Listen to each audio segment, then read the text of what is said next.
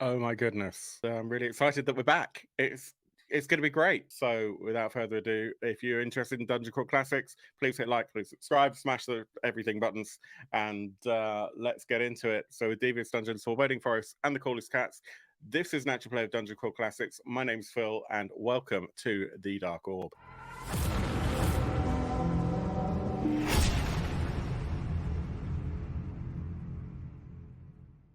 My gosh, it has been a very few hot minutes.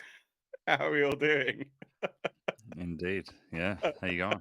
It's like 1, 2, or maybe at least 3 months. Yeah. Maybe. Yeah. Yeah. We were looking through, we were in the green room before coming online, and yeah, it was August when we started this campaign. This campaign has been going on. Well, no, say this campaign. This scenario, we've got such dedication for this scenario that we have been playing it for almost an entire year. Lucky I've been weaving such an interesting and tasty web of fiction and whimsy that you remember every second of it as if it was yesterday. Absolutely. I mean, to be fair, being a man in my 40s, I remember yesterday with such incredible clarity that you wouldn't believe. So that is probably true. Being a man in his 50s, I remember yesterday about as well as I remember this morning, which is not very well at all. About the same as Dungeon Crawl Classics, Tower of the Black Pearl, episodes 1 and 2, right? Yes, indeed. Judge Zach, how on earth are you? Well, I mean, being a man in his 30s, I feel more vital than ever, like after all those reeling off of ages. Yeah, I feel great. I should do some jumping jacks or something, yeah. Right, off you go.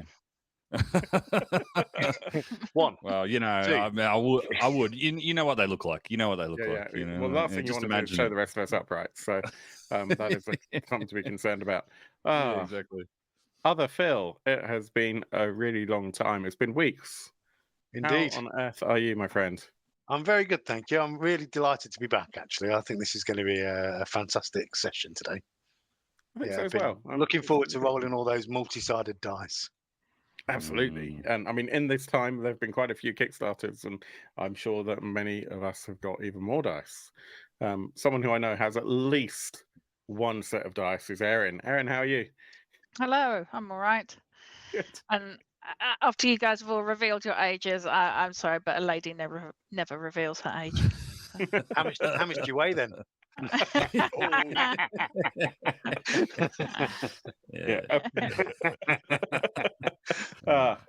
This is going to be great, and I think it's probably worthwhile us starting off thinking about what has happened in the last episode would probably be a good place to start. So Mr. Zach, do you feel like giving us an explanation of what happened? Did you want me to start from the episode, or did you want me to give you the full recap and then do the episode? All those in favour of a full recap say aye. Aye. Aye. I guess. All right. Okay. Well, I'll do the full one, and I'll let you know. Yeah, abridged. I'll let you know when we get to this episode. So I'll make notes. Your story began in your hometown of Bitterweed Barrow, where you plumbed the depths of a secret lair of a former acolyte of Bobugliz, whose name was Varuth Moss, who had a voice that rips the crap out of my throat every time I do it.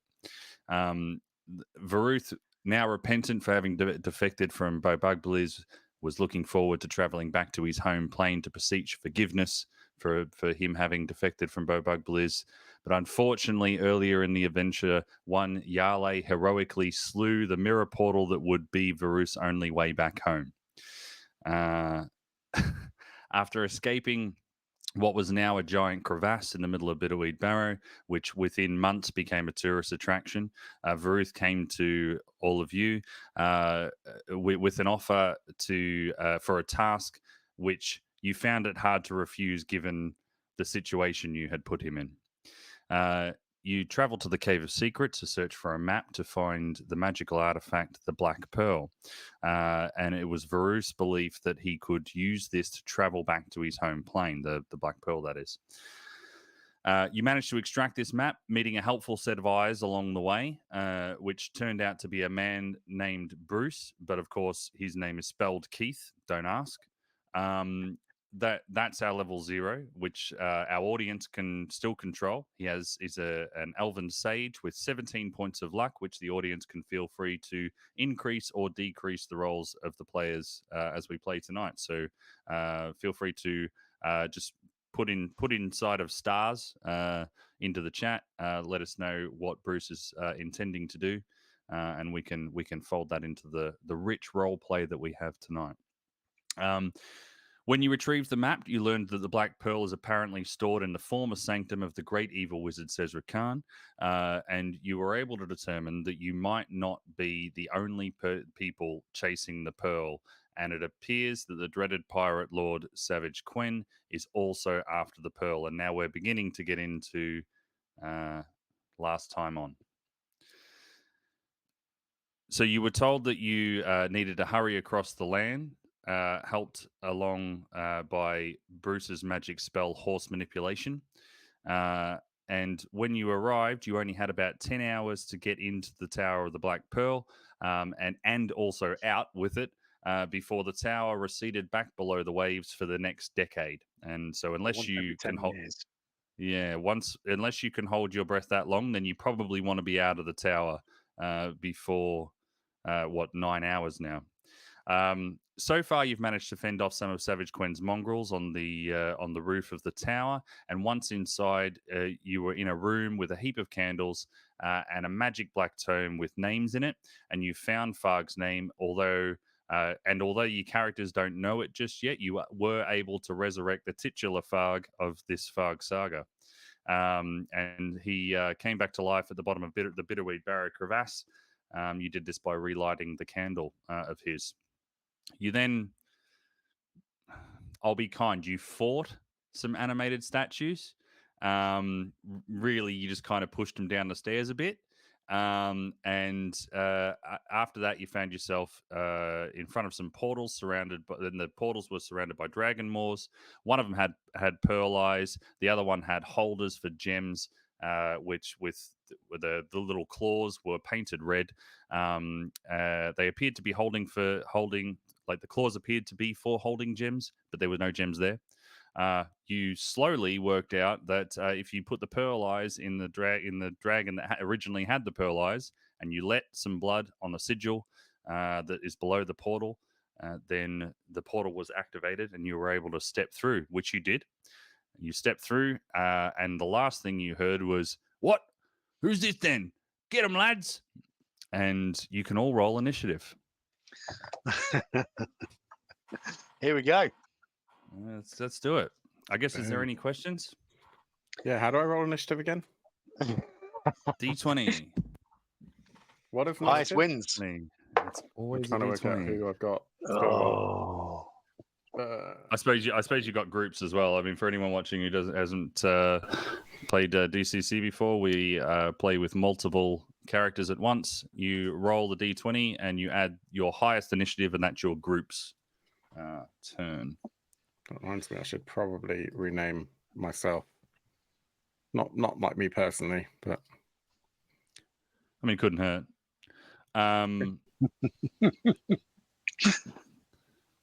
So I've rolled an initiative of a 3, so I'm going last or first. What's your highest agility in your party? Let's go and have a look.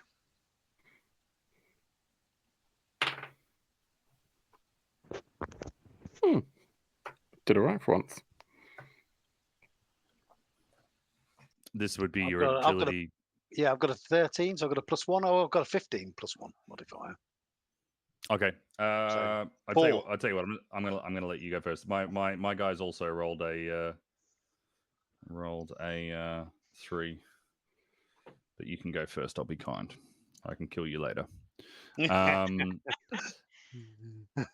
Dark Orb Phil, what'd you get? I got a 19. 19. All right. Ooh. And Erin. My lot got a 4. A 4. Okay. So Erin here. Okay. All right, so Phil, you get to kick it off. Now you've heard stuff thus far. As you turn around, you find yourself in a rough cut room with a door off to the right. You're standing on a similar sigil to the one that you stepped through. The portal behind you now all of you having stepped through, the portal behind you is no longer shimmering. It has turned back into obsidian, and there are some carvings on the wall which you can't really sort of take in because you're in the middle of a funeral sort of thing. But there are some like statuesque sort of things around.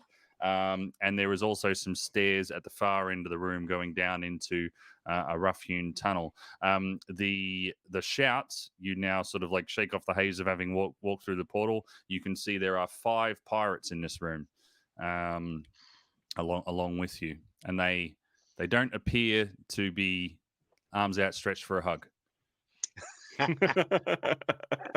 Oh man! Maybe arms outstretched, waving swords. Yeah, probably. Yeah. All right. Okay. I'm trying to understand what a little bit more about the room and like the room's furniture, if you like. Marg, distant relative of Farg, shouts "Farg!" and basically wants to Marg. Marg for Farg, for Farg's sake. Basically, I'm wondering if there's anything kind of that she can kind of. I think it's a female. It's been a little while. Can kind of effectively kind of jump up and then jump off. So then kind of come down. It's not a two-handed weapon, but come down and maybe so there's someone in the head or something. Yeah, there's like a wooden door off to the right that's got like a handle that's sticking out. You could probably get some purchase off the door handle and like give yourself a little bit of a leap. Yeah.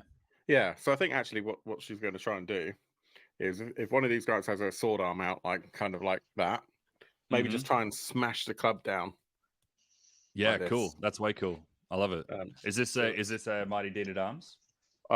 It's going to attempt to be a Mighty Deed of Arms, certainly. Let's see what happens. Cool. Well, I got a 3 on the deed die, but I'm not sure that the 2 on my action die would necessarily would have pulled that off. No, there's not. Not so many I think things in the game that would hit. No, so I'll tell you that I think that she manages to do the jump, lands kind of with her back to the guy who she was trying to smack, so she's right in front of him. But with her back to him, because that's basically effectively a 1. So I don't mind her being in a vulnerable position. Plus, it's Marg, so sticky ends is all that comes to the Farg Saga family. Yale is a warrior, and seeing this is going to try and do exactly the same thing. But instead of going for to hit this to hit this, they're all going to be twerking in front of the pirates. It's basically going to try and shoulder barge down behind. Going to try and shoulder barge behind Marg to kind of get the pirate that was about to give Marg a cuddle out of the way. So, okay. Okay, let's have a look. That's a 10. It's not going to work. Got a 3 on the deed die. I think my D20 is going to go away. A 10, did you say? It's a 10 to hit. Okay. On behalf of the audience, I'll use 1 point of luck off Keith's character, the audience character, to make that a hit. Awesome. I did get a 3 on the deed die. Okay, great. Keith, Bruce. Thank you, Bruce. I mispronounced his name. Sorry, yeah, it's Bruce. Yeah. Bruce. He hates that too. He hates it. Like he's whenever he goes into medieval Starbucks and he has to put his name on the cup, he just hates it. My name's Bruce. Spelled K. Actually, I think it's probably like Quuith. yeah, something like that. Yeah, pistachio oat milk for Keith. Okay, so so we've ended up with Yale right behind Marg, Mhm. almost like they could, do the locomotion or something. Uh-huh. And Groovex. The 80s references are coming thick and fast here. Yeah. Oh yeah. Yeah. I mean, that was 90s, I think, if we go for the Kylie Minogue one, but I'm not too sure. Locomotion. I'm not sure. Probably is 80s. I don't know. It's 80s, Someone in the comments, let locomotion. us know when Locomotion was, because we really need to know. It's super important to the intricate web I'm weaving here. Yeah. I've got my Google on already. Excellent. It probably is late 80s. All right, and that leaves me with Groovex, common shaman thief. Well, do you want to give me some damage for your hit? Oh, I should probably do that, shouldn't I? We don't have to, but like, what do you want me to roll for? traditionally, shoulder barge? traditionally, you do the damage. What do you want me to roll for a shoulder barge? D4? Oh, you weren't using your weapon? Nope. Oh, She's okay. literally kind of shoulder barging the other guy out of the way because she didn't want to risk hitting Marg on the head with her battle axe.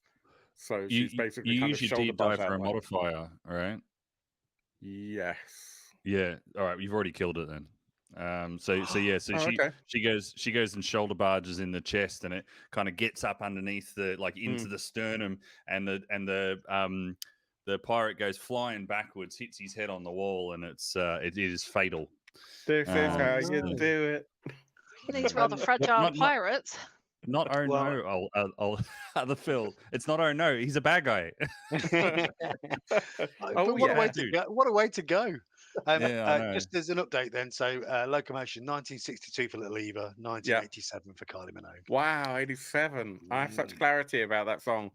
That's shameful. I mean, I'm in my 30s and everything, and I knew that. Yeah, sure you did. Were you basically just about born when that song came out? I'm in my 50s and I had to look it up. I hadn't got a clue. Yeah. Right. And I just don't care. Okay. Right. Aaron speaking for everyone there. Yeah, indeed. Yeah. Everyone else. even us that appeared to. Yeah. Do you care about 1980s pop? Let us know in the comments. Right. Okay. Anyway, Groovex is going to. Can Groovex hide in shadows? I mean, there's all sorts of things that Groovex could do. Will you allow hiding in this particular? Hiding in shadows. The answer is definitely not. Yeah, is that the roll was going to have to be pretty high because I mean there is I didn't mention it yet, but there is also a torch in here. So yeah, just the one, like in like a sconce in the back wall. So it's dimly lit.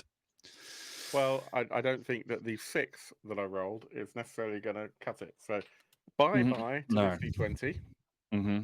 Yeah, put it in the freezer and then hit it with a hammer. It's tempting. Yeah. But then I'll need to buy an entirely new set of Impact Goodman Games dice. Well, no, you don't, because then all the rest of the dice have learned their lesson.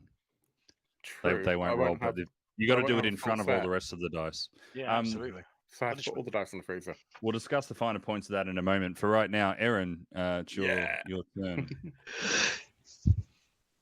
Sorry. Okay. We shall start with Zeb pulls his short bow and is attempting to. He's going to attempt to fire off an arrow, and he's a warrior. He's going to pull Cedric the short bow and fires an arrow, and it's going to pin the foot of one of the pirates that's within range and of a sensible distance and not being attacked in melee by another character. It's a very precise description of what you're trying to do, yeah. The mighty deed being he's trying to immobilize him to the ground with his shot. For anyone not super familiar with DCC, Erin has just used all the right words to make her action do exactly what she wants without anything bad happening. It's like making a wish. Yeah. Let's see exactly. Let's see how we do. Like a monkey paw wish, right? Yeah. So I got a 3 on my whatever the word is, deed died, mighty deed. Sorry, I'm not used to playing warriors. And 10 on my attack die. Plus it's a missile attack. That's 1. That's so 11, 12, 13, 14. That's a hit. That's a hit. And with your deed, you get to do something interesting. Normally, you name there's something interesting before you do the roll. I pinned him did you? to the ground. Oh, right. Oh, okay. The arrow goes through the foot and pins and immobilizes them to the ground. It manages to stand between the crack between two flagstones. That's why it was a mighty deed, because otherwise it's a flagstone floor, and got it straight in there. How much does it hurt? Oh, it's going to hurt loads. Like on a scale of 1 to probably around 10. On a scale of where went between the damage toes or went there through it his is. 7, 8. It hurt 8. Okay. So you have you've definitely pinned this guy to the ground. I'm going to go and say that he will be pinned to the ground forever because he's dead. The pain of being shot in the foot overwhelmed him such. Yeah, most of it was the embarrassment, you know. Maybe he had like a bunion or something, you know, and you just got him in his real weak spot. Yeah. His Achilles toe.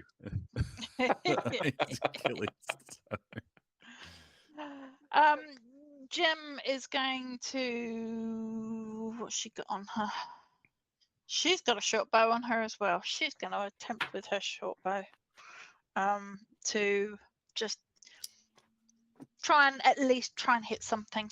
She isn't a warrior, she's a wizard, but she only knows one spell and she can only cast it 3 times a day. So let's just see how she gets on. No, she's still practicing with her short bow. She got a 2. Okay, yeah, that's yeah. I mean, she was obviously trying really hard to. I mean, how do you follow up that last shot? You know, like the pressure. Exactly. The pressure. She let go of the bow instead of the string. Yeah, and Clame's standing at the back, rolls up their elven sleeves and goes, "Goodness sake, people!" and casts magic missile. Okay.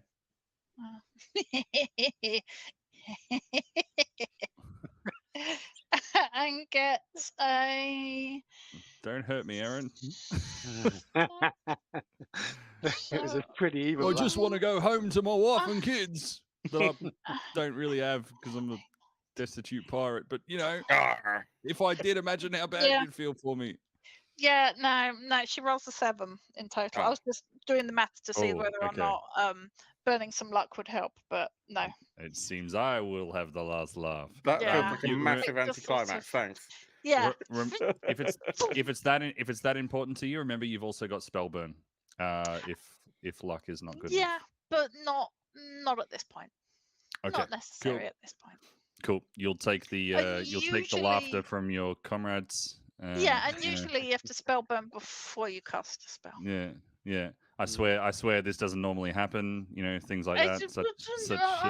You know. I was distracted by the other things around me. It smells too much like seaweed in here. Mark's working. How do you cast spells with Mark twerking? Yeah. Jay Blue Rhodes saying, "Had someone think of Polly?"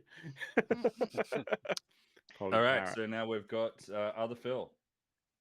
Right, okay, so Yarp, also a cousin of Tharg from the Dwarven clan. Tharg! Yarp's got a big staff that's his lucky staff, so we're going to go for a bash on the head of the nearest pirate in front of us. So he automatically gets, because it's his lucky staff, he automatically gets that as a deed anyway, without it being a mighty deed, if you see what I mean. So I get a deed dice to roll with, which is only a 1. Never mind. Okay. You still get to use that as your to add to your modifier, regardless. Yeah, but I'll just roll a 1. So I've just critically fumbled on my D20. You idiot. Let me just Why have would a you look. do that? I don't bloody don't know. do that again. It's like history repeating itself. Let's have a look. So I get so it's still a critical. I've failed. So anyway, I get a +2 look on critical and fumble rolls. So if you need me to roll something, go ahead and get a positive. You got it. So you'll have a fumble die on your character sheet. Yeah, I do. Yeah, which is that's fine. So I think it works as minus 2. Yeah. For the purposes of the fumble sheet. You want it to be less high number. Yeah, what is my fumble die? I can't see it actually. What armor are you wearing? I am wearing. Because it's based on your armor. I've got a shield. That's it, actually, just shield. You don't have any armor at all. No, just leather clothing. Leather. Oh, well, that's what you're looking for then. So you got a D8 if it's leather. So D8 minus your luck modifier, which is +2 for me because I'm a critical. I get +2 on my criticals. Okay. 7 is what we've got. That was a high. Is that on the die or? No, D8, 5 right? on the die. Yeah, 5 on the die. Because you're +2. So you mean going down? Luck, yeah. Thank you. Going 3. down because the higher the number is, the worse. The worse it is. Worse 3. it is. Mm-hmm. For the benefit of our home and studio audience, so a bit like Dungeons and Dragons, you have fumbles and you have criticals. So you roll a 20, you do something incredible. If you roll a 1, it kind of goes wrong. With Dungeon Crawl Classics, for anyone who doesn't know, when that happens, you consult a table, and depending on the makeup of your character, you'll consult a different table, and the die that you roll when you consult that table is affected by things. In the case of fumbles, is represented by or affected by your armor, and if you're doing critical success, it's affected by your class and your level. So in the case of Phil, he's rolled a 1, so we're consulting a fumble table. And basically, the in D&D, if you there you go. It's my weapon comes loose in my hand. I quickly try and grab it, but my grip is disrupted, and I take a -2 penalty in my next attack. Thank you. See, why weren't you holding on to your weapon, Phil? Next time. I don't know. It's my lucky staff as well. Absolutely ruined it. Yep. Okay, so Yarp essentially took a swing, missed, and dropped his staff.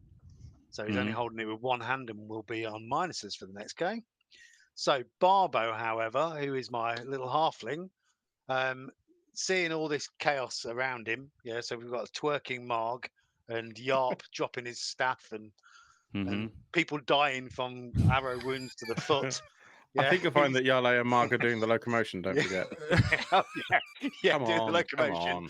Yeah, so Barbo is going to take advantage of the fact that he's got his short sword and his dagger, and he's going to go for his 2 attacks in a round. Let's do it. So I get to do 1 on my normal dice. Yeah. Which is a 16, so I think that's definitely going to be a hit. And then the other guy, I get to roll a d16, I think, for that one. Let's have a look. Which is an 11, and he gets +2. So I've got a 16, sorry.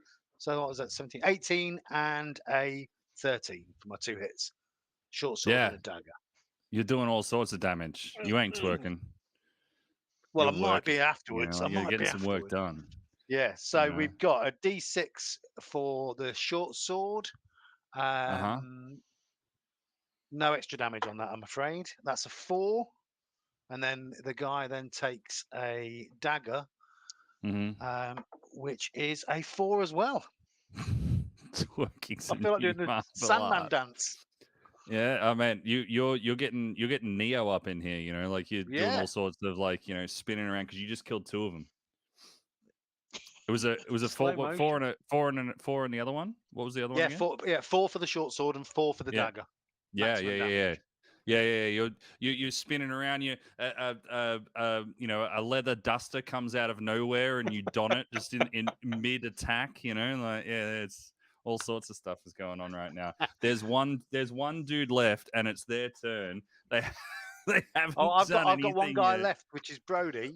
All right, okay. Make it a clean sweep then. Yeah. Let's try. Yeah. So he's got his silver mace. Yeah, which is the Ildevir. So it's his mighty cleric, and we're going to go for it. So that is going to be a D20. What's his pluses? Oh, he's actually got minuses in the attack. Sorry. So I've rolled a 15, so that's a 14. Yeah. He's not really a fighter. Is that still a hit? Yeah. Hey. It's not really a fighter. Come on. He's not. I'll get a -1 on all my attacks. Ooh, Yeah, a minus He's a one. cleric. And oh, and he's I rolled a 6 damage. Oh no, that's also -1 as well. Sorry, so that's a 5. Yeah, still dead. You're spinning around. Get out of your way. Jamie Rowe says, you've lived your life on the high seas. They happen to send you landside and you get cut in two by a twerking halfling. Yeah, praise be to Ildovir. I've got to say, comments are on fire this evening. Thank you, everyone, for contributing so far. Don't forget, we do have a character for you, chat. We got Bruce spelled Keith, and he's got 16 points of luck now. So if you want to affect any of these rolls, then just write in chat, and you can maybe you might like to see the players get hit even once in a fight would be nice, you know. Yeah, Bruce is Bruce spelled Keith is probably kind of agnostic about how much they care about us. To be fair, they're just along for the ride. They're like the bored teenager at the back who can't quite pick a side. Well, they were originally a set of eyes which you unceremoniously left in a cavern that was collapsing, and he only got saved by virtue of the fact that the magic stopped happening when the cave collapsed. So you know, he hasn't got a lot to thank you for. No. He also had to cast his own horse manipulation to get here. Didn't even give him a horse. Okay, so you're now in a room that is filled with pirate corpses, all 5 of them, and as well as the 5 pirate corpses, I'll share with you on the VTT here an image of the room that you're in. So now that you've had time to catch your breath, slowly stop twerking, because you don't want to like put anything out. You kind of got to come to a slow stop with a twerk. You can't just stop. And you're in a room with work stone walls that give way to natural stone, and the room's roughly rectangular. As well as it's smaller, but also roughly rectangular is the hallway that goes off. In the north, which is on the right of that image, is a series. No, actually, no. North is straight ahead. There's a series of natural stone stairs that go into that rectangular hallway, and to the right is your closed door that I was describing. I'm sure you know the picture I painted with my words. That's exactly what you saw. It looks just like that. Yeah, different color. The air in here, the air in here is tangy with salt from somewhere in the distance. It smells distant, and you can hear the thrumming roar of surf. And the walls are decorated with carvings that depict some sort of like dragon evolving. There's like that you can see them around the edge there. Seems to be evolving from some sort of like humanoid form all the way through to a full-blown awesome dragon. Awesome in the truest sense of the word, like not the 80s surfer sense of the word. And on the floor before you, in front of the portal, is a sigil that's similar to the one that you used to be able to get into this room. So now that we've had a fight, what do you do? So we didn't come through that door, did we? We came through the kind of like obsidian kind of portal thing that's behind us. This is a first person view of what you're looking at as you first step through the portal. Yeah. Okay. So the portal's behind you. Okay, so what do you reckon, folks? Do we go through the door or down the stairs? Is there anything we need to look at with this sigil, or do we just ignore it? What did we do last time? I think Yart ran his finger in blood. We've got loads of pirate blood if you want to put blood in the sigil. So originally, the one that you traced was up on the roof, and so you're remembering 2 different memories together. So one you traced, and one you let blood onto in order to be able to activate it. So to activate this sigil, I mean, it wouldn't take a rocket scientist to work out that if you activated this sigil, it would take you back to where you've just stepped through. Okay. Yeah. So I would like to inspect the door for traps. Inspect away. Give me a roll. That will be 19. Yeah, so it does not appear to be trapped in any way that you are familiar with. Okay. I mean, the it's fact not of the matter trapped. is, yeah. Well, the fact of the matter is, if I'd rolled a 2, you probably would have said exactly the same thing. Yeah. Can you hear anything and- through the door? And I would have done exactly this. 'Cause we can hear the sound of the surf, which I'm guessing is coming from the corridor. What This can you is hear from the other Groovex, side of the door? And as you say, can you hear anything? And I open the door. You open the door, you But just look crack in. and stick my ear like in the gap between the door and the wall. Okay. Your ear smells the strong smell of mold. But it sounds moldy. Sounds moldy. There's no sound coming from this room, but Okay. but the smell is pervasive. So yeah. Okay. I open the door all the way and say, I can smell mold. Let's see what we can see.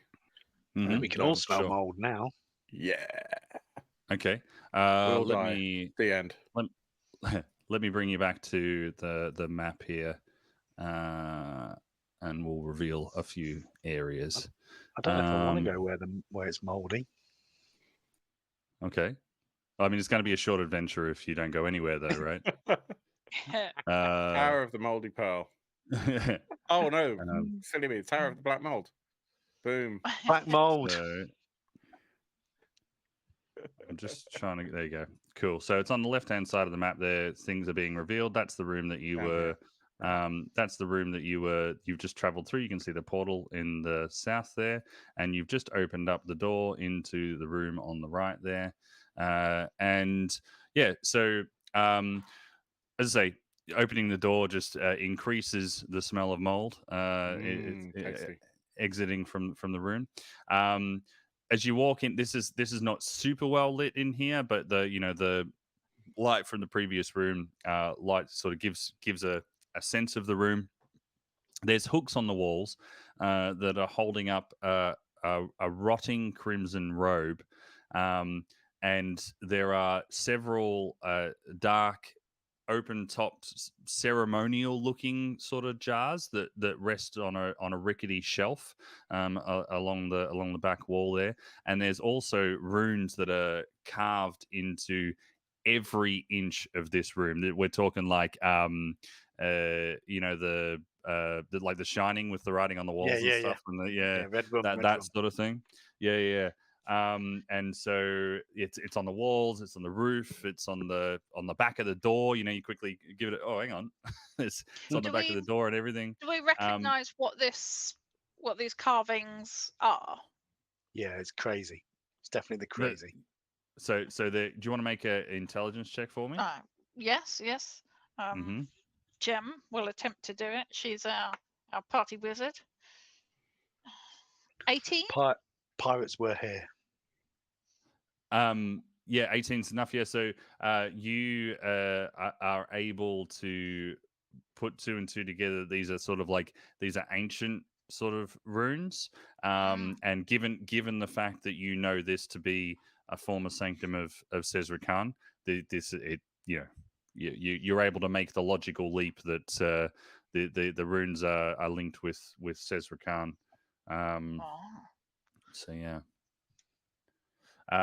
Also, whilst you're looking around on those sigils and so the runes and so forth, you see that resting on the floor is a shallow golden bowl, and there's also a rusty knife next to it with a long curved blade.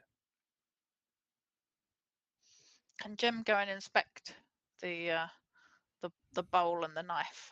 She suspects that, having recognised these sigils on the wall as to do with Cesar Khan, and this is an area, a temple that where he was. This could be some kind of part of a ritual for him or about him or something like that. So yeah, she goes to investigate the bowl and the knife. Okay. So you walk up to the bowl, and as I say, it's not very well lit. But you sort of see in the bowl there is like a glisten. There's based on the way that the light refracts. You're able to determine it seems like it's sort of like a viscous sort of fluid that's in there. And you know, as I say, you walk up, and this bowl is next to those ceremonial jars that I also described.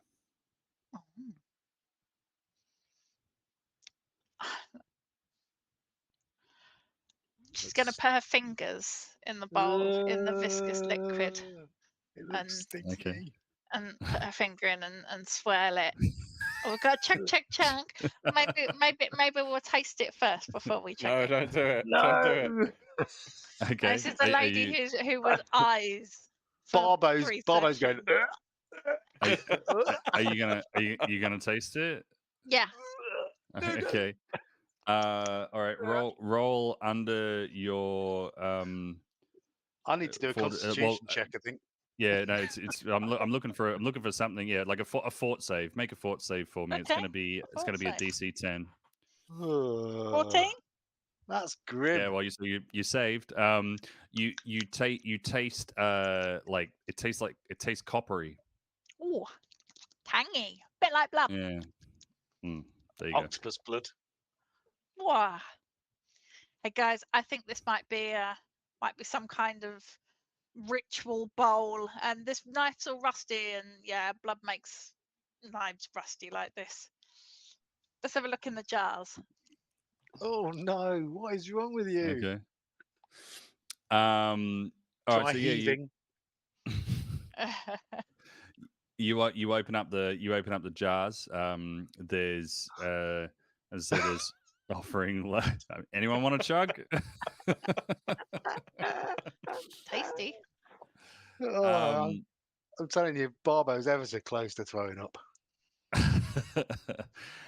So yeah, you open up these what appear to be sort of like ceremonial jug sort of thing, and inside you can, again, the light's not great in here, so you're able to see there is something sort of dark and sort of like potato shaped in the first one that you open up.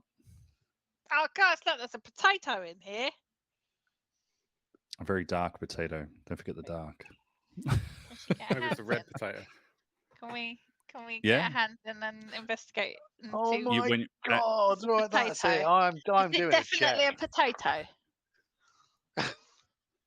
I think Marg, who I've just realised has. I just failed my wobbling constitution check. The Barbo's. Okay. You're in the corner going. Marg, Barbo. on the other hand, is a dwarf and very accustomed to kind of working with the ground, and also has an intelligence of 5, so is quite excited by this potato and is going to rush over. Okay, cool. So whilst Barbo desecrates the tomb, I think he's vomiting into his top hat. Not into one of the jars. He got Nebbin Pendlebrook's top hat back in the day. So right, okay. That. Okay. Well, Nebbin won't mind, not in his state. So you walk over, you're holding the potato. There is like it's quite dark. When you pick it up, you can feel it's quite hard in a way that you would imagine would be sort of like, it feels like metallic. It doesn't feel like organic in what you're picking up. It's not a black potato. Oh, so it's not a potato. It's not. It's potato shaped. It's a potato-shaped metal object. It would appear that way, yeah. Okay. She shows it to the dwarf with the descriptions much are better not sight making Barbo feel any better. The dwarf can smell it. Oh. Well, the dwarf can smell it. There's gold. There's gold there. So I think Marg is going to straight away grab it and just kind of start buffing it up on what I'm not sure what actually Marg was wearing. Unarmored, so just like what's it stored in then? So as you're rubbing it, sort of like your whatever you're wearing begins to get sort of slightly black, and bits of black flakes sort of come off, and you realize that it's painted hammered gold. Like this potato shape is like hammered gold. Oh, it's gold. It'd be gold in Excellent. them there jars. Well, like a solid lump. Oh, so Feels like it. you've got a gold potato. That's it was in the other We've got a jars. gold potato. We've got a gold potato. Can you Golden wonder. Sorry. Can you make an intelligence roll for me, please? Mark? Me? Mark. Mark? Yeah, the one looking at the potato. That's an 8. Okay, yeah, it's a Minus gold 2 potato. on the intelligence. It's a gold So- potato. Can Yeah, it's a Jem gold- have it's a a look gold at potato. it? You are As convinced. Mark It's a golden took wonder. it from Jem. Jem's going to have a look at this gold potato. So the intelligence roll was not necessarily for looking; it was because so particularly for a dwarf to understand more about the fact that it was gold, sort of thing, was what I was going for. So it's not necessarily just a look. So Okay. yeah. Other dwarfs could look if you want to, but it's not going to help you. With I Jem. don't have any more dwarves, but I don't know if anyone else does. Jem still thinks it's a gold potato then. And Based on Yarp's what Mark has outside. said. Barbo's vomited as soon as he stepped Well, in that's the door. okay. I think. Okay, But well, Yarp's outside holding Barbo's hair back. Yeah. There, Barbo. in the effort to kind of He's not keep the worth story it. He's developing a not little worth it. I think Mark will run out to Yarp because they're family. Family. Okay, Okay. what you got? Yarp. Funny, a fucking golden potato. Oh my word! It looks Amazing. like a solid lump of gold. What do you think it is, What? King Edward? I told you it's a golden wonder. What's the I missed what's that. the weight? Yeah, thank you. Yeah. If What's the- Yarp's holding it, then he can make a Yeah. intelligence Go on then. check as well. 16. What's his Oh, nice. intelligence? 16, 11? 16's enough. It's not hollow. It is hollow. It's not solid. Oh, okay. That's why And- it's not too and- heavy. And So it's gold coated. and the sound coming out of it is like it's like when you shake a magic 8-ball. Yeah, okay. So it's got It's something like it's inside. slightly slushy Slushy. inside. Mm. What do you these are think? like- What do you think? Well, I don't know. It's like a golden custard lump of something, and there's things inside it. So it's not solid What, gold. like an egg. It could be an egg. I mean, it's not like any egg I've ever seen, but there's definitely something inside that feels liquid. Wonder if we Are could there any drink it. more? Wonder if we could drink it. If you want to drink it, Barbo's started vomiting again. You lot are just outrageous. It'd be an amazing, like, after drinking, like, what do they call it? Like one of them things when you're really drunk and like What, it's like the the next toe day. in the tequila? Yeah, but we're like you A put shot. your raw eggs in it and then Was the like a hair on the Hair. dog? yeah, horse. Dog. like a hair of the horse. Mm. So I think Mark is gonna try headbutting it, see if they can smash it open. Oh my god. Was there anything else in any of the other Probably. pots? Probably, There's but lots of these. we've not looked yet. We It's got okay. distracted by the golden potato. Like Mark is gonna be trying to break this thing open with her head. Do it. But Okay. I'm gonna take a back seat whilst everyone else does stuff. It's all right. Go ahead and make just make an attack Stupidity against check. it. Yeah. Okay. With a deep die. Why not? 16. That's enough. 2 damage. How much is my head gonna do? D4. D4. Isn't it the other way around? So how much damage the 3 lump's going to do to your head? Yeah. 3 points. 3 points. Okay, yeah. So you're able to get a little bit of a crack in the side of it, and all this happens in a moment. You get some, like, what you can see is blood on your hands. You look inside and you realize that there is like a stomach inside, of this golden potato, and you get whisked away onto a completely different plane. You find yourself standing in front of a red robed wizard with a black beard. He is standing there angrily looking at you. The fuck? Where's my potato? You will be quiet in front of the great Cesra Khan. What the hell?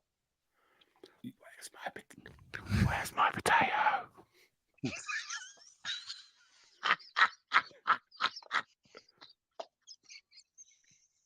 I have no idea if Zach's intentionally being quiet there, if it's just our streaming platform cutting out his audio. He's just aghast.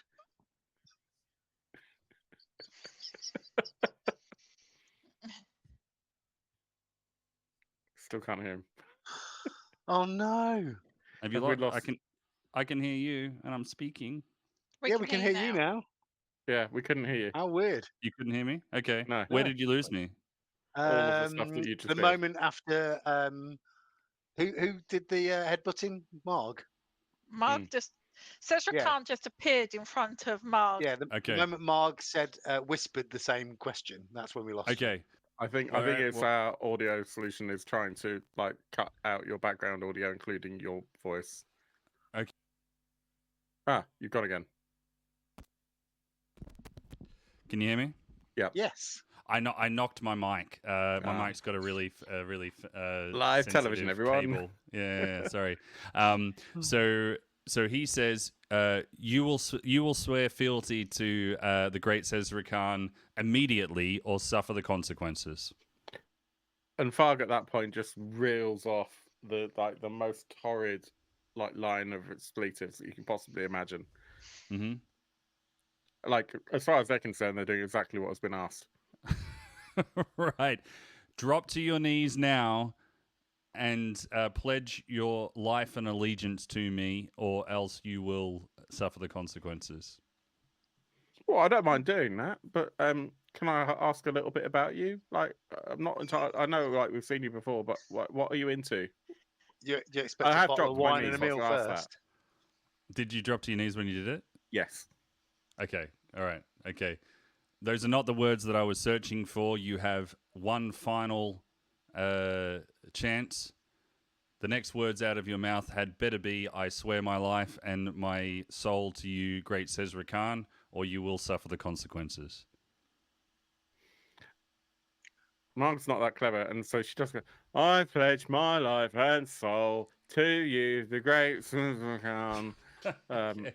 Because I don't want to die. But go ahead and roll a d20, add your personality. Yeah. There you go. That's what I rolled. Why did you pick the dice up that you banished already? I didn't. It's a different die. But this is one of the long line of successful fogs. Yeah.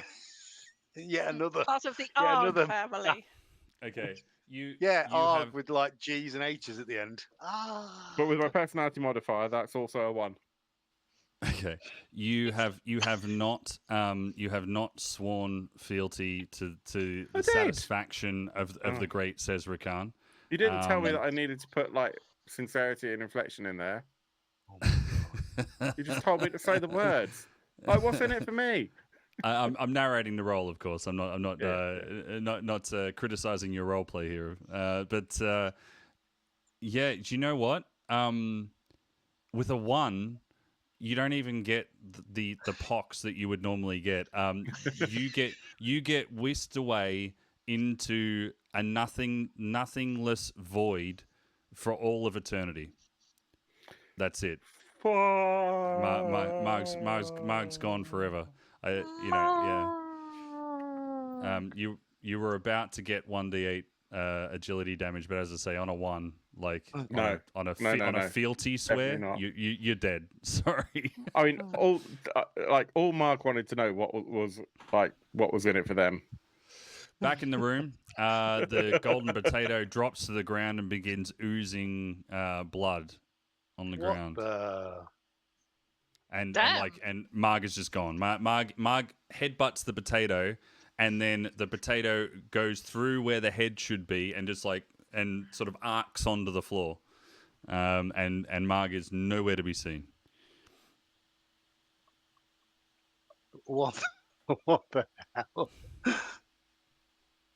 Marg! Is the potato still gold, or is it? it's Is still it now gold. a There's broken blood going on the potato with floor. blood oozing on it? Yeah, Well, that's second. The both. second one. Yeah. Jem picks it up, turns it upside down, Okay. and then takes it back, empties the blood out of it, takes it back to the pot. Make a reflex save. Oh no! I can't believe the vomiter's going to survive. 20. 20. Okay. All right. Yeah, you managed to do it without any of the blood touching you. So yeah, you go back and put it back in the. She puts it back in the jar. Yeah. Okay. All right. Fantastic. What do we do now? Where's I Marg? don't know, but clearly, messing with the golden potato caused Marg to disappear. So maybe we shouldn't fuck with the things in the pots. You feel an evil presence, but it seems to be in your favor, and you gain 1 point of luck. Cool. Barbo's like, I knew this was a dodgy room right from the start. I said I didn't want to go where it smelled of mold. So I moldy. still can't believe you licked Taste it. of mold in here. Yeah. Oh, I'm gonna be. This is the sort of thing in years to come. I'm gonna have like a flashback. And it's gonna ruin my dinner. Is there anything else interesting you want to do in this room, or should we go find some other interesting things to do? I didn't want to go in here in the first place. I'm happy. Let's go to have a look down the stairs. Yeah, I think we don't want anybody else disappearing into nothingness at this point. Let's go and explore elsewhere. Brody's going to be looking around to see if there's any eyes anywhere, because last time someone disappeared, we just got a pair of eyes floating in the wall. Are there any of the figures the dragon figures? Do they turn into eyes or anything? You stand there staring directly into the eyes of one of the things, but yeah, no movement. That's Okay. just, they are what they are. All right. Just last time someone disappeared, that's what happened. No. Okay, This let's move one's- along. Yeah. Okay. Poor Marg. Where would you like to go? Top of the stairs. What can we see, smell, hear? I'll reveal a little bit, and you see rough-hewn stairs that descend and twist. All right, so we can't see any further because of the curve. Mm-hmm. Let's keep going. Yeah, Gonna let's keep do going? it. Yeah, Sure. Keep going. down. Push on. Let's keep We going. keep going, Charge. singing a song in our hearts. The stairs lead down to a wooden dock, and there's a lit brazier that stands either side of the dock that you can see. I guess you can. Oh, And is so it just? it- Does it it look comes like down just to normal water. flames? Sorry. Is it just like normal flames? You say they're lit braziers. They're Mhm. not, there's nothing weird about the light. Yeah, They they're not- look like fire not and not red or like I don't know, green like or burning blue, yeah. green or something. No, they do. They look like normal fire. Yeah. Okay. Cool. Mm-hmm. Okay, but so we're down to water level again. Okay. Yep. So if you're walking down those stairs and you're walking past the braziers, one thing you notice about them is they look like normal flame. You can't feel any heat coming off them.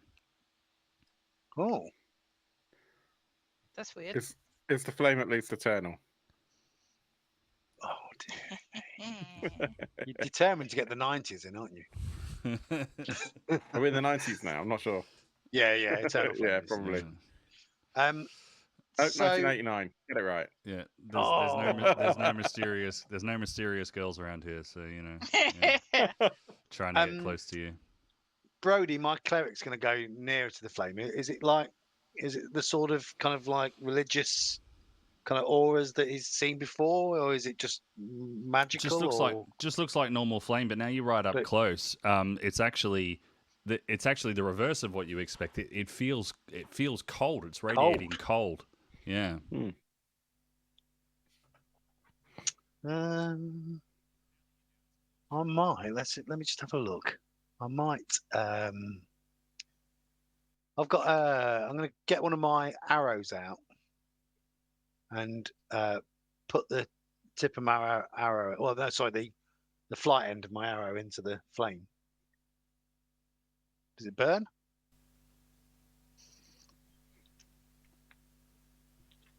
We've lost your audio again. You lost me again. Oh, there you It go. does you're not back now. burn. Oh, You are. it It does not burn. That's freaky, isn't it? So the other thing you begin to notice is that you look out upon the water and you see that it is what you're looking at here is a wide dark lake that continues off southward.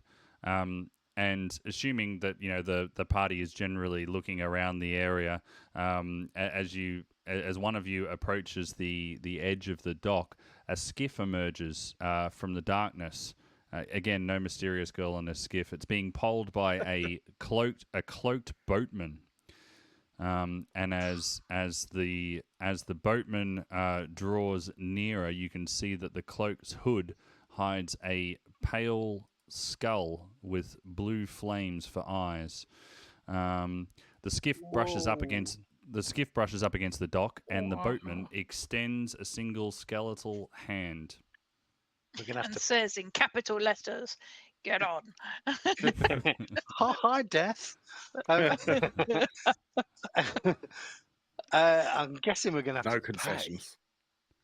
pay. Well, even for a halfling, only half price. Half Sure. price. What do you reckon he needs? Well, give him it's 5. usually 2 pennies on the eyes or something, isn't it? It's usually some kind of Yeah, but he's put his some hand kind of out. fare. We Well, need to let's go up just and give get him one of the something. gold things. Okay, I've got Well, some gold. We've got, well, as party loot, we've got 72 gold, 18 silver, and 19 copper, 5 emeralds, and a golden tankard. I think we could try and with some coppers and then see how it does. Yeah, let's start him with a copper. Jamie Rose says, "You said golden potato." Yeah, do we want to run back up and see if there are any That's more what I was golden gonna say, potatoes? Yeah, And give pay the him in potato. golden potatoes. I mean, sure, it's going to be a short adventure, though. I've got to be honest. Okay. Let's judge saying no. Let's cut to the chase. Yeah, I think normally you pay in silver or gold. You're not going to pay the boatman in copper. Yeah, we've got loads. Yeah. Offer him enough for all of us. What is there? 6, 7, 8 of us, is it? Oh, sorry, 3, Bruce. 6, I forgot. Bruce. So, yeah, Bruce can pay for himself. 9. No, Bruce comes along. Okay. So there's 9 of us. Between us, however we're carrying gold, party loot, Okay. we pay Yep. pay a gold 9 coin. gold. each. Yeah. He takes the coins into his hand and Counts them. He doesn't trust us. and then when he's done, he beckons you onto the boat. I thought he was going to give. Not a word. I thought he was going to give us change back for the halfling. Not a word is said, but he beckons you onto the boat. Okay, let's get on. Where are we going? Okay, all right. So he throws the coins over his shoulder into the river and starts What a twat. starts pushing the boat We could have along given the him way. copper. On your left, you will see. So Go on, as make him tour guide. Yeah, you hear it in your If you brain look though. to It's your not. right. He doesn't actually say anything. Yeah.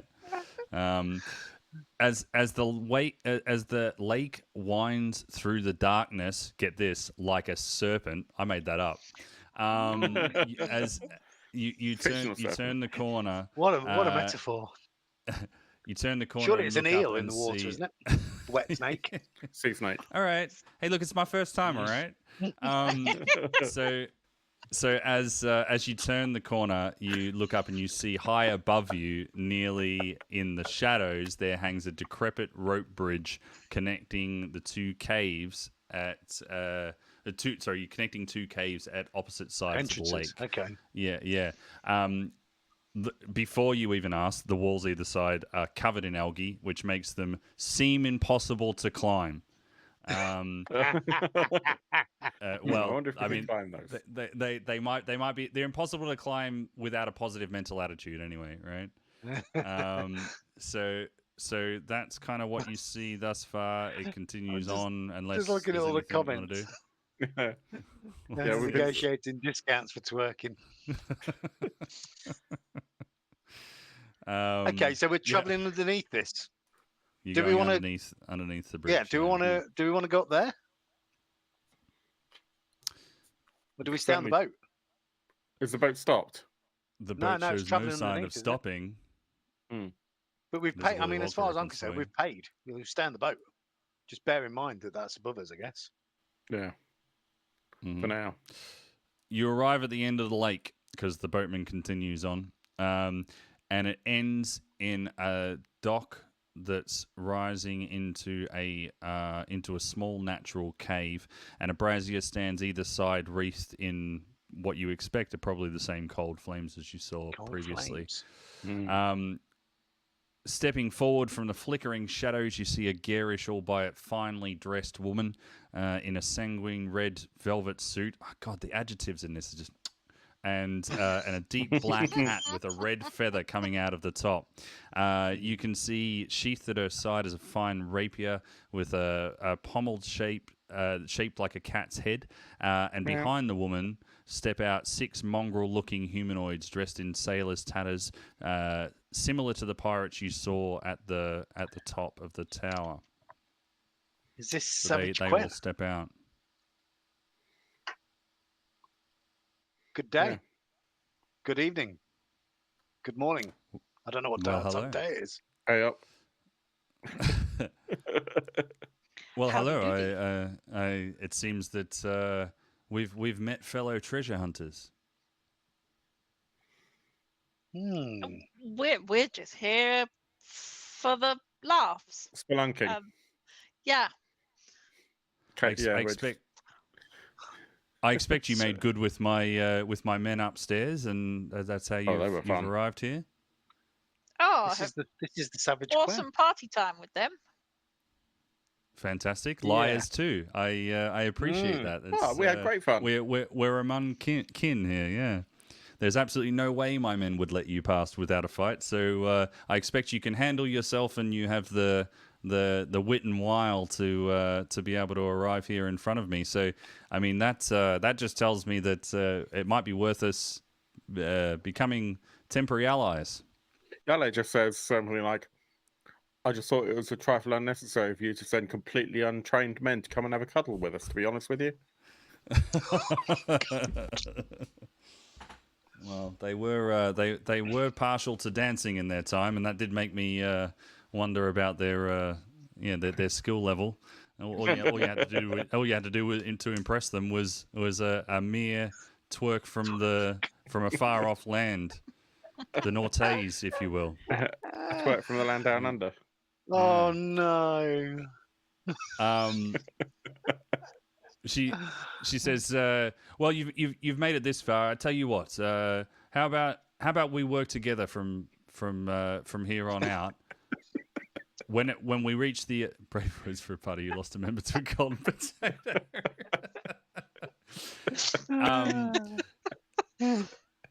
I tell you what. I could always use with some capable help. So why don't we work together? And at the end, when we reach the treasure room, we'll split the treasure evenly. I'll tell you what, I'll even let you have the first pick of any magic items we find. That sounds reasonable. Yeah, if you're going to help us to get where we're going, then that's very good of you. Thanks so much. You say all this remembering as well, as I'm sure you clearly remember, that there is also a bounty on Savage Quinn's head for 250 gold pieces if you can prove that you've managed to slay her. So I guess it's win-win, right? Okay, so she easily agrees, and with that, you turn to the matter at hand, which she directs you to. The back of the cave is dominated by a pair of mighty iron doors. The adjectives are flowing thick and fast. They arch from floor to ceiling, inscribed with the head of dragons, and you can read in the dragons' faces, they're pissed. They're really quite angry dragons. So yeah. She says, we've not really done much with this, as we've we've been fairly cautious as we've been going through here, but we were just about to approach these doors. I'm not sure if you've got any ideas. Yeah, go for it. So Well, you've not tried anything yet? Not as yet, no. No. Well, we heard some fighting up the river, and we were sort of preparing for what might be coming. So we, as I say, we were otherwise indisposed. Have you guys checked it for traps? I mean, see, this is why we paired up. No, we haven't checked it for traps yet. Why don't you go ahead and do that? Oh well, I bow to the superior knowledge of trap detection in. Groovex kind of steps forward, kind of, making himself look all of his 5'6", and says, "Right, well, I can have a look, but have you guys checked it for magic?" We've lost you again. Got me? Yeah. Yeah, you back. Do my men look like they would be able to detect magic? We know never to judge a kebab by its skewer. No, they're idiots. All the metaphors today. Oh dear. Can we offer the door? Someone Bruce. You want to offer the door? Someone Bruce is like, okay, yeah. So when you go and do I wish we still had the potato with us. I'm going to go ahead and assume that was 1 point of luck that we're using off Bruce. So Bruce otherwise makes a nuisance. He begins telling you a story from when he was younger about a time when he found a mouse, but then the mouse escaped and it was his pet, and the pet's name was Doug. And he's telling you this story whilst you're trying to check for traps, and it's very distracting. Well, I'll tell you what I rolled for traps, and you can decide what the modifier would have been. So what's checking for traps? I rolled a 12 plus 4, 16. Where's the plus 4 coming from? My find trap skill. Oh, right. Okay, so all right, so not the modifier, you mean the DC, right? So you got 14. I got 16. I rolled a 12, 16. and I got plus 4 to find traps. Yeah, cool. Yeah, you found it despite Bruce's inane story. So I know that there's a trap there. Mm-hmm. Yeah, so you're looking around the seams of the door, and you look up, and what you see is that there is like there's a slit along the just in front of the door, where if you were a keen trap maker, you might put a swinging scythe. It's not a button that says reset trap here or something. No, not on this one. Not on this one. It's I mean, I can see where you've got that from, because like it's pretty obvious. But yeah, no, it's not on this one. It's sneakier than that. I think I'll step back and kind of go, might be all right, Mm-hmm. It might be, yeah, totally. And then I take a step back. Okay, so I guess inspecting the door for the trap, you probably also picked up that there's a lock on this gate, a pickable lock. I presume this is none V2 of you... the trap. They worked out the floor in V1. The reset button, it's a problem, I'm telling you. I presume none of you have tried picking the lock either. Oh no, my Didn't lot even- wouldn't bother. Didn't even know there was a No. lock before you told us. Yeah. I pointed the lock, so I'm no good at picking locks. No. I mean, do you have a pick lock modifier at all? You're a thief, right? Yeah, I absolutely do. So then He's you- probably very good at it, but I one. suspect he's blagging. Yes, indeed. He is He's blagging. humble. He's humble. Yeah, he's very Yeah. humble. Humble since he caused an adventure, a campaign to spiral out of control. Groovex. Uh, Oh, I don't know what smash- you're talking about. was okay. Was This is no? It was Groovex. Yale who? Oh, it's Groovex. So you did that. Okay, cool. Yeah. Yada is a locksmith who has no lock picking skills. What a This is a shit locksmith then. He just makes them. He doesn't know how to open them. So, Yeah. yeah. Could Clarme, our elf, try a reverse ward portal? So ward portal being the spell that creates doors that stick fast.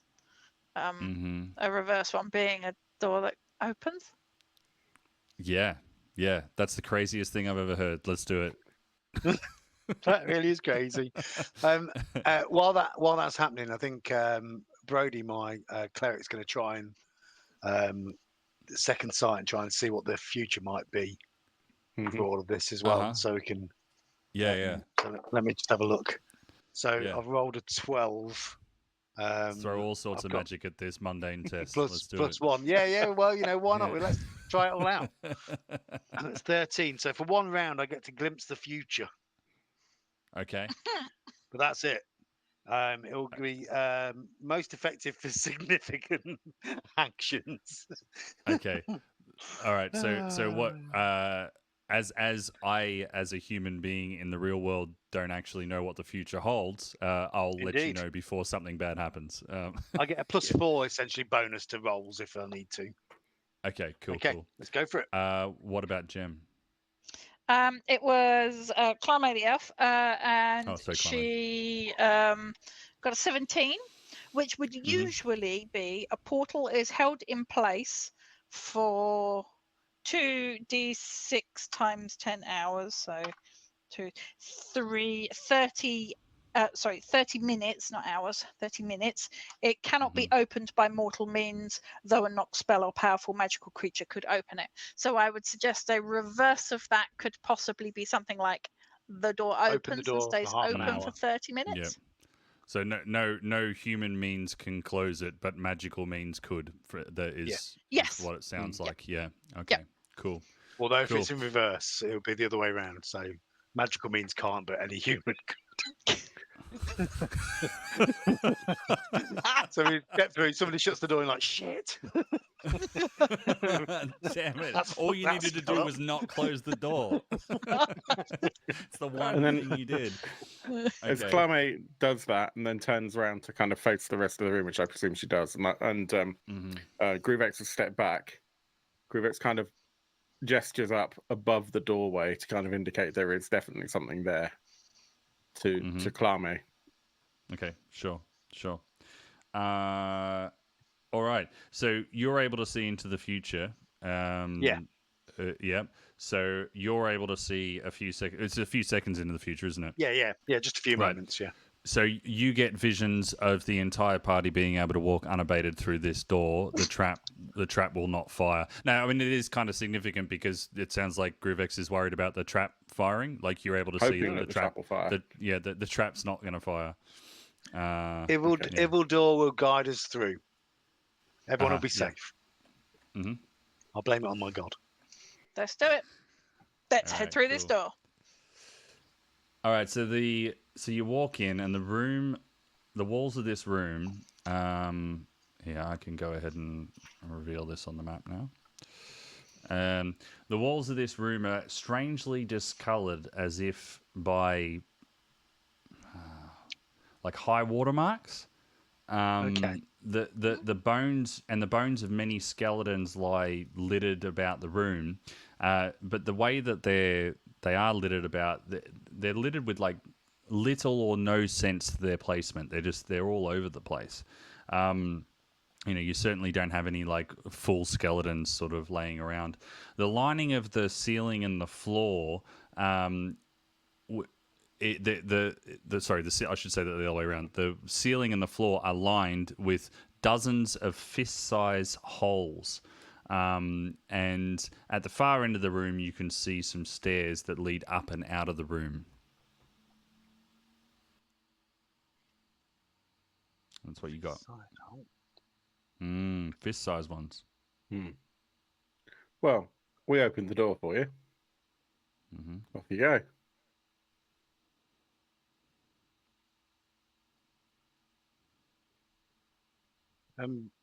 I mean, Brody's quite happy to lead the way. He's seen the future. He's protected by his god. I'm happy to walk through. Let's go on in. I mean, Yale was kind of gesturing at the other team. Yeah, but sure. indeed. I know that. Yeah, no, I know, but yeah, Brody's happy Are to we lead doing the that? way. Are we doing that polite thing of no, you first, no, you first, Yeah. you first, no, you first, you first, No, no, I no, I insist. insist. Come on, you first, you first. And so we all sort of edge into this room, all offering each other to go first, but as a sort of clump, move forward into the room. Begrudgingly. Oh, well, Yeah. everybody else is, but Brody's quite happy to walk in ahead of you all to go on in. So this room looks like it fills with water and everything gets like washed around. There's like you say, there's like tide marks up and down the edge. Oh dearie me, J Blue Rogue, that's terrible. So I was going to argue. Might be on the beers. So I was going to argue. To the whole, it looks a bit like like how the underneath the ships get eaten away by like worms or whatever. Is it kind of like it's like limpet holes? So as you're But, like, as really you're, large limpets. you're making these observations about this place looks like it's like there's water that comes in here, and then a magical sounding click is what you hear as the door begins to close and water begins to pour from By the human holes means in the roof. The hell? And you are now trapped in a room quickly filling with water, which you will have to escape running to the stairs. Next Stairs. episode. No, In the next Keep episode. going. The next episode. Why, Yoda? it's the trash compactor all over again. Oh gosh, that was exciting fun. R2. So, thank Now you they very know how much the to sausage is Judge made. Zach. Thank you very much to Erin, to Phil, and I suppose I'll thank myself as well. I already did. Whoa! Thanks to other Phil. And chat, right? And to chat. Oh my gosh. Everybody. Chat, you have been amazing. We'll be back very soon. And until then, I hope you enjoyed the show. Please let us know in the comments. Like and subscribe and all that jazz. And we'll see you soon. And until next time, I hope that your dice rolls are way better than mine. Take care, everyone. Bye.